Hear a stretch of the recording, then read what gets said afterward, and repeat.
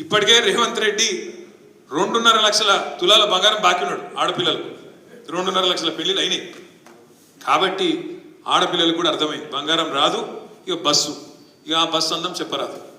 నేను మా సీతక్క చెప్తాను, అవు బస్సులో అల్లవెల్లిపోయి ఏరితే తప్పని మేము ఎక్కడన్నాం అక్క, మేము అనలే. కాబట్టి దానికోసమే బస్సు పెట్టిరని మాకు తెలియక మేము మామూలుగా నడిపినాం ఇన్ని రోజులు. మాకేదో తెలియకపాయ పాపం. మీరు అప్పుడే చెప్తే బాగుండు. బస్సుల కుట్లు అల్లికెళ్ళితే మేము తప్పని మేమెందుకంటాం అక్క, ఎక్కువ పెట్టు బస్సులు తన్నుకుంటాను మంచిగా లేదు, పెట్టు మనిషికో బస్సు పెట్టు. మేమెందుకు అంటాం, మనిషికో బస్సు పెట్టు మంచిగా, అంత కుటుంబం పోయి మంచిగా కుట్లు అల్లికలు అవసరమైతే బ్రేక్ డ్యాన్సులు రికార్డింగ్ ఏం చెప్తారో చేయరు. మేమెందుకు అంటాం, ఏమంటారు చేయండి.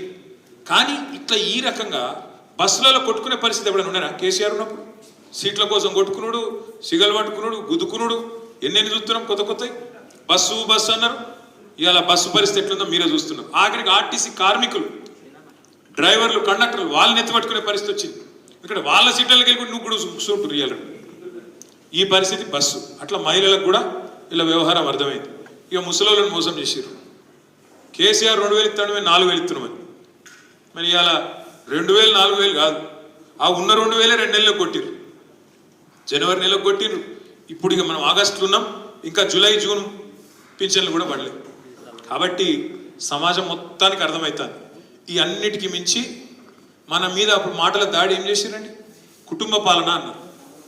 కుటుంబ పాలన ఎక్కడ చూసినా కేసీఆర్ కుటుంబమేనా? మళ్ళీ ఇలా రాష్ట్రంలో ఎవరి కుటుంబం కనబడుతుంది? మరి ఎటు చూస్తాడు రేవంత్ రెడ్డి అన్నదమ్ములే కనబడతాను.